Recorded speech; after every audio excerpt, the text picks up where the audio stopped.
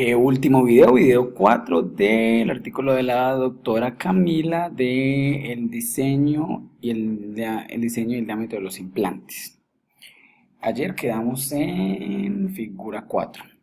Como una tendencia general en los modelos 1 y 3, las tensiones del hueso en ambos componentes del hueso se incrementaron con el decremento del hueso, del espesor del hueso cortical, figuras 8 y 13.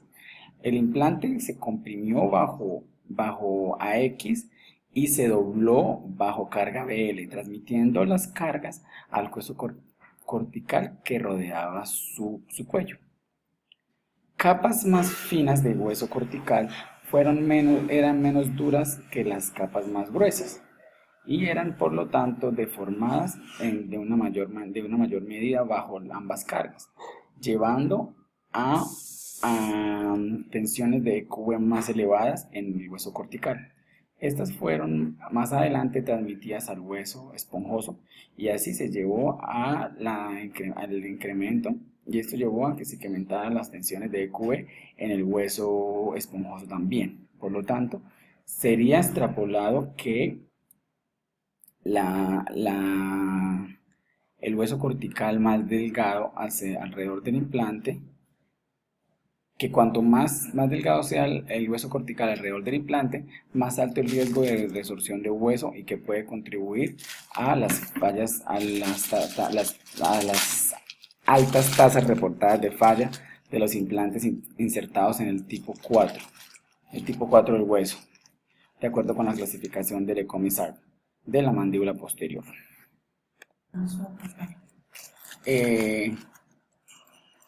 Los incrementos más sobresalientes de tensión en el hueso esponjoso, sin embargo, ocurrió bajo cargas BL del modelo 4 si se compara a otros modelos. En esta instancia, la tendencia general del estrés EQV incrementaba más bajo cargas BL que bajo cargas AX. La ausencia de hueso cortical duro de la cresta alveolar para apoyar el implante llevó a un desplazamiento del implante mucho más alto, figura 15. Así el implante comprimió igualmente y tensionó bucalmente el hueso esponjoso suave en mayor medida, especialmente en la región del cuello, y así las tensiones más altas se incrementaron en ese nivel. Aunque estas tensiones son de 5 a 10 veces más bajas que las tensiones encontradas en el córtex del cuello del modelo 1, las respuestas a las tensiones difieren entre los dos componentes de hueso. La cantidad de estrés, la cantidad de tensión del hueso esponjoso de parálisis trabecular se reportó que era de 60 a 80 veces más baja que la cantidad de estrés en el hueso cortical. Así, estas tensiones podrían poner el hueso esponjoso en riesgo y podrían contribuir a las altas tasas de falla reportadas de los implantes insertados en el hueso D4, según la clasificación de Mishman, en el hueso D4 de la mandíbula posterior. 4.2. Diseño del implante. Diseño del implante influenció las tensiones del hueso, principalmente en los modelos 1 a 3 bajo cargas BL. En esa instancia de los implantes, la tendencia de los implantes a doblarse era más alta con los implantes de tipo tornillo que en los de tipo cilíndrico, porque con igual diámetro exterior y un diámetro interior más pequeño, el implante de tipo tornillo era más delgado que el implante cilíndrico. En cuanto más se doblara, pone más riesgo de dañar la capa cortical de la región del cuello, lo cual tendía a oponerse al desplazamiento del implante, y así en los modelos 1 y 3 bajo carga BL tensiones más altas de ambos componentes de hueso fueron encontradas con los implantes de tipo tornillo, que más en el tipo tornillo que en el tipo cilíndrico. Esta tendencia de concentración de tensión acerca de alrededor de los bordes afilados de los agujeros en la figura 6 y 7, lo cual también se reportó antes por un estudio de FEA. Es otro factor que incrementó las tensiones de hueso con los implantes de tipo tornillo. Además, esto es un acuerdo entre los hallazgos de estudios histológicos, que se ha mostrado una tendencia a incrementar la masa del hueso alrededor de los bordes del agujero de los implantes con tornillo. Esto se puede entonces extrapolar que la presencia de agujeros puede ser más bien beneficioso si las fuerzas oclusales no tienen un componente excesivamente alto de BL, para que las tensiones y los esfuerzos del hueso se puedan mantener dentro del umbral de rango para modelación de hueso. Por el contrario, si el componente BL de las fuerzas oclusales es excesivamente alto y la tensión o esfuerzo del hueso sobrepasa el rango del umbral para modelo del hueso, implantes cilíndricos en vez de tornillos se esperan que reduzcan de menor medida el riesgo de resorción de hueso y sobrecarga. Sin embargo, en contraste con los implantes de tornillo, la estabilidad primaria de los implantes de cilindro es más difícil de encontrar, y así clínicamente son más seleccionados infrecuentemente. En la ausencia de hueso cortical para la región alveolar del modelo 4, las tensiones con ambos diseños de implante fueron similares. Por lo tanto, en este caso, escoger el diseño de implante, si bien sea de cilíndrico o de tornillo, no se espera que tenga una influencia considerable en el ambiente biomecánico alrededor del implante. A pesar del uso más frecuente del implante de tipo de tornillo sobre el cilíndrico, muchos estudios de análisis de elemento finito, o sea FAS, han simulado implantes cilíndricos en lugar de tipo de tornillo, por conveniencia del modelo. Cuando un hueso largo y complejo como el maxilar tiene que ser simulado por computador, un implante con una forma más simple pero con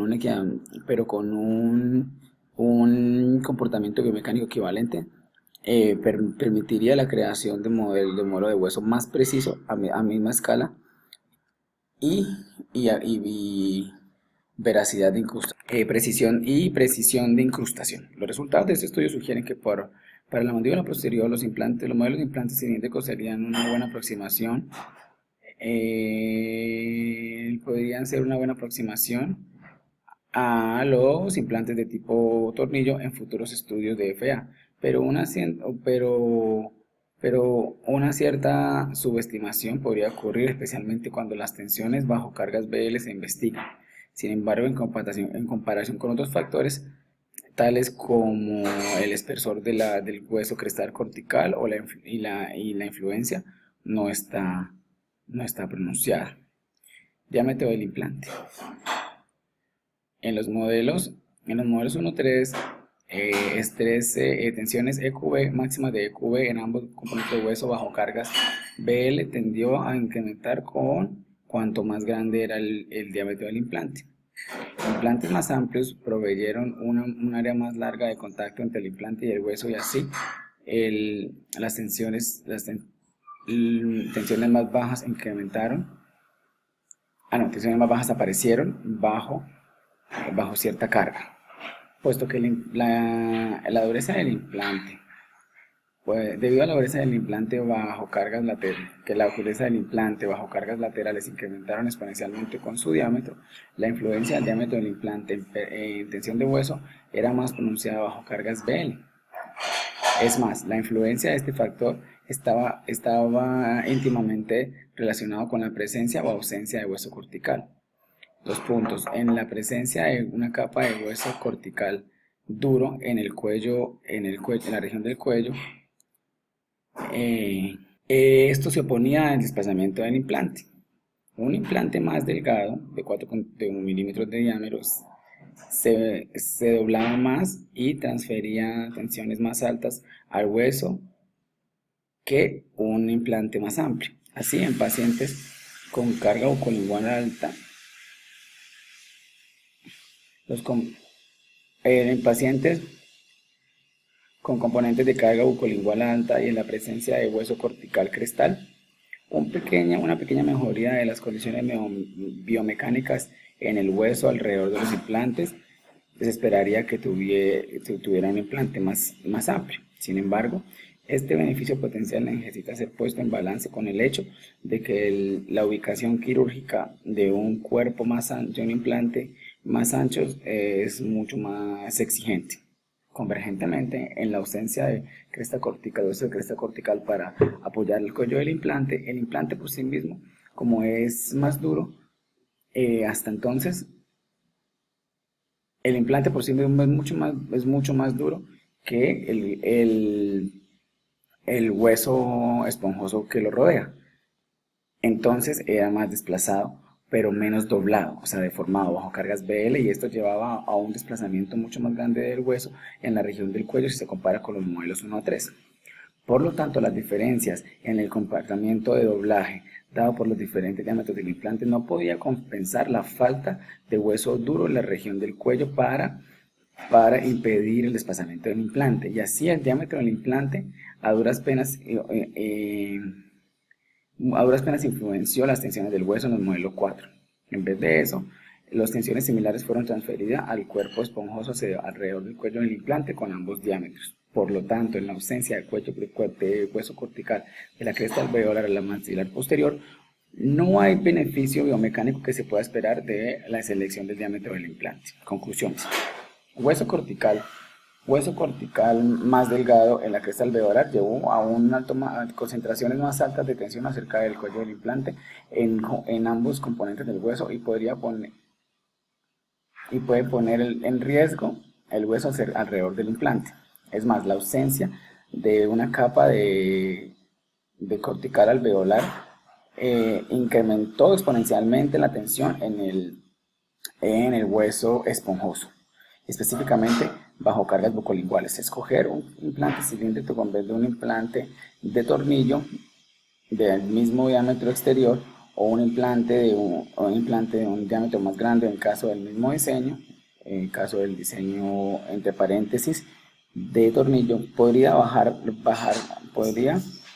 las tensiones solo en una modesta medida y solo en la presencia de hueso cortical crestal. Sin embargo, la estabilidad primaria de los implantes cilíndricos es más difícil de encontrar, es más difícil de alcanzar en la ubicación quirúrgica de implantes más grandes, y la implantación quirúrgica de implantes más amplios es más exigente. Entonces, desde un punto de vista biomecánico, para mejorar las probabilidades de éxito de los implantes en la mandíbula posterior, en vez de la selección de implante, diseño o diámetro, es mejor evaluaciones preoperativas cuidadosas del espesor del hueso cortical y en el sitio planeado del implante se recomienda. Si el hueso cortical es muy delgado o incluso hace falta, el tratamiento del implante debe ser llevado a cabo con precaución, cargando progresivamente el rango de cargas funcionales.